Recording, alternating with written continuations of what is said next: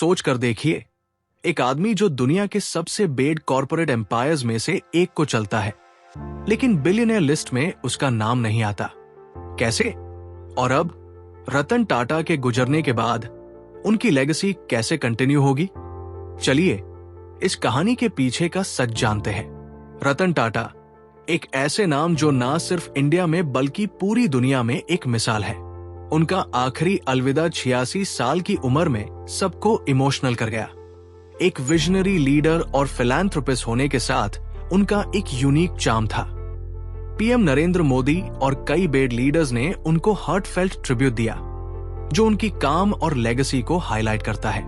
एक आम पारसी फैमिली में पैदा हुए रतन टाटा ने कॉर्नेल यूनिवर्सिटी में आर्किटेक्चर पढ़ी और यूएस में काम के लिए डिश वॉशिंग तक किया। 1962 में टाटा ग्रुप ज्वाइन करने के बाद उन्होंने अपने करियर में कई माइलस्टोन्स अचीव किए। 1991 में चेयरमैन बने और टाटा ग्रुप को ग्लोबल लेवल पर ले गए। टेटली, कोरूस, जैगुआर और लैंड रोवर जैसे बड़े एक्विजिशंस किए। और कौन भूल सकता है टाटा नैनो, जो पीपल्स कार के नाम से फेमस हुई। जब 2012 में रिटायर किया, ग्रुप का रेवेन्यू $100 बिलियन पार था। पर एक सवाल जो सबको कंफ्यूज करता है, रतन टाटा बिलियनियर लिस्ट में क्यों नहीं थे? जवाब है उनकी फिलैंथ्रोपी। टाटा सन्स का 66% हिस्सा टाटा ट्रस्ट्स के पास है, जो डिविडेंड का बड़ा पार्ट चैरिटी में लगाता है। एजुकेशन, हेल्थ केयर और रूरल डेवलपमेंट जैसे एरियाज में उन्होंने अपना पूरा फोकस दिया। क्या आपको पता है उन्होंने स्ट्रीट डॉग्स और कैंसर केयर फैसिलिटीज के लिए भी कंट्रीब्यूट किया? उनका एक मोटो था, वेल्थ सिर्फ अपने लिए नहीं बल्कि सोसाइटी के लिए होना चाहिए। रतन टाटा के रिटायरमेंट के बाद टाटा ग्रुप के लीडरशिप में स्मूथ ट्रांजिशन एक बड़ा चैलेंज था। साइरस मिस्त्री का चेयरमैन बनना एक हिस्टोरिक मोमेंट था, क्योंकि वो टाटा फैमिली के फर्स्ट नॉन पारसी चेयरमैन थे। लेकिन उनका टेन्योर कंट्रोवर्सीज और डिसएग्रीमेंट से भरा रहा, जो उनके सडन रिमूवल का रीजन बना। उसके बाद नटराजन चंद्रशेखर ने टाटा सन्स के चेयरमैन के रूप में जिम्मेदारी संभाली। एक आईटी वेटरन होम के साथ उन्होंने टाटा ग्रुप को नए हाइट्स तक ले जाने की कोशिश की, फोकसिंग ऑन इनोवेशन और ग्लोबल एक्सपेंशन। पर रतन टाटा का लेगेसी हर डिसीजन और स्ट्रैटेजी के बीच महसूस होता रहा। अब लीडरशिप का नेक्स्ट फेज और भी इंपॉर्टेंट बन गया है। टाटा ग्रुप का एक बड़ा हिस्सा फिलैंथ्रोपिक ट्रस्ट्स के अंडर आता है और उनका मैनेजमेंट इंश्योर करता है कि वेल्थ का सही इस्तेमाल हो रहा है। लीडरशिप ट्रांजिशन में एक और सिग्निफिकेंट डेवलपमेंट हुआ जब नोएल टाटा को टाटा ट्रस्ट्स का चेयरमैन अपॉइंट किया गया। नोएल टाटा, जो रतन टाटा के हाफ ब्रदर है, एक एक्सपीरियंस्ड बिजनेसमैन है। उन्होंने टाटा ग्रुप के अंडर ट्रेंट लिमिटेड और टाटा इंटरनेशनल जैसे सब्सिडरीज को सक्सेसफुली लीड किया है। टाटा ट्रस्ट्स के चेयरमैन के रूप में उनका रोल सिर्फ बिजनेस डिसीजंस तक सीमित नहीं है, बल्कि फिलैंथ्रोपी इनिशिएटिव्स को भी स्ट्रेंथन करना है। नोएल टाटा का अपॉइंटमेंट एक क्लियर सिग्नल है कि टाटा ग्रुप के फ्यूचर लीडरशिप में प्रोफेशनलिज्म और फैमिली लेगेसी का परफेक्ट ब्लेंड रहेगा। उनका फोकस है फिलैंथ्रोपी और सस्टेनेबल डेवलपमेंट पर, जो रतन टाटा के विजन को कंटिन्यू करता है। नोएल टाटा का नाम हमेशा एक कंपोज्ड और स्ट्रैटेजिक लीडर के रूप में लिया गया है। रतन टाटा के हाफ ब्रदर होने के बावजूद उन्होंने अपनी पहचान बनाने के लिए इंडिपेंडेंट और फोकस्ड अप्रोच अपनाई।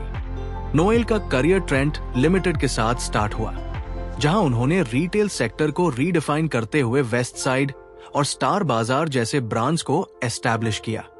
टाटा इंटरनेशनल का लीड करते हुए उन्होंने ग्लोबल मार्केट्स में टाटा ग्रुप के प्रेजेंस को और मजबूत बनाया।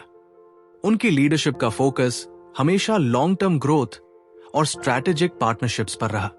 अब टाटा ट्रस्ट्स के चेयरमैन के रूप में नोएल का विजन है फिलैंथ्रोपिक इनिशिएटिव्स को और स्केल करना और इंश्योर करना कि टाटा ग्रुप का इंपैक्ट हर सेक्टर में दिखाई दे। नोएल का प्लान है कि टाटा ट्रस्ट्स के रिसोर्सेज को मॉडर्नाइज किया जाए और नए प्रोजेक्ट्स लॉन्च किए जाए जो एजुकेशन, हेल्थ केयर और रूरल डेवलपमेंट पर सेंटर्ड हो। यह विजन एक तरह से रतन टाटा के आइडियल्स का एक्सटेंशन है, जो हमेशा सोसाइटी फर्स्ट अप्रोच में बिलीव करते हैं।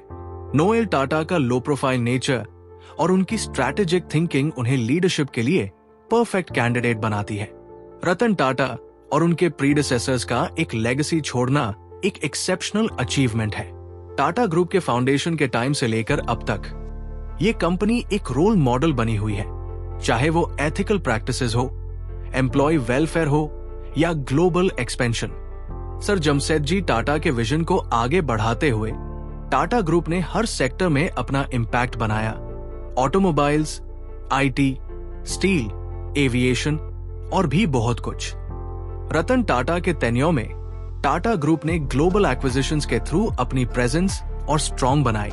टाटा मोटर्स का जैगुआर लैंड रोवर खरीदना या टाटा स्टील का कोरुस एक्वायर करना, ये सब उस विजन का हिस्सा था जिसमें इंडिया को ग्लोबल मैप पर एक डोमिनेंट प्लेयर बनाया गया। लेकिन टाटा ग्रुप का सबसे बड़ा लेगेसी है उनका फोकस फिलैंथ्रोपी और नेशन बिल्डिंग पर।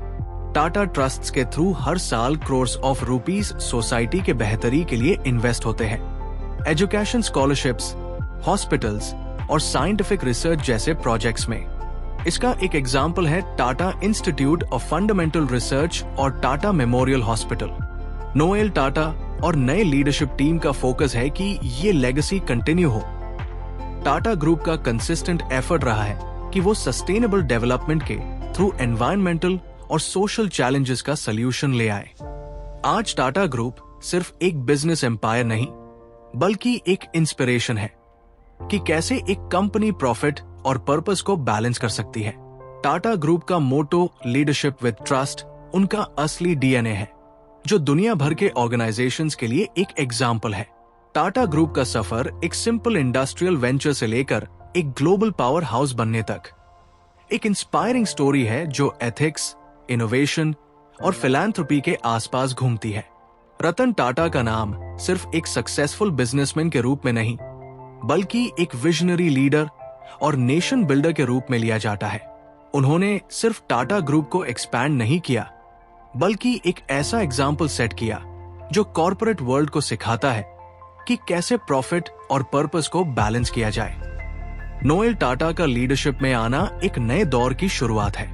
उनका काम और स्ट्रैटेजिक अप्रोच और टाटा ग्रुप के वैल्यूज के प्रति कमिटमेंट, ये सब इस बात का सिग्नल देते हैं कि टाटा ग्रुप का फ्यूचर सेफ हाथों में है। चाहे फिलैंथ्रोपिक इनिशिएटिव्स हो या नए बिजनेस अपॉर्चुनिटीज, नोएल टाटा का विजन क्लियरली एक इंक्लूसिव और सस्टेनेबल ग्रोथ का रोड मैप बनाता है। रतन टाटा की लेगेसी और टाटा ग्रुप का इम्पैक्ट एक रिमाइंडर है कि असली सक्सेस वो है जो सिर्फ फाइनेंशियल नंबर्स में नहीं, बल्कि सोसाइटी के बेहतरी में दिखाई दे। टाटा ग्रुप हमेशा के लिए एक ऐसी इंस्पिरेशन रहेगा जो हर जनरेशन को मोटिवेट करेगा कि वो अपनी सक्सेस का एक हिस्सा सोसाइटी के लिए डेडिकेट करे।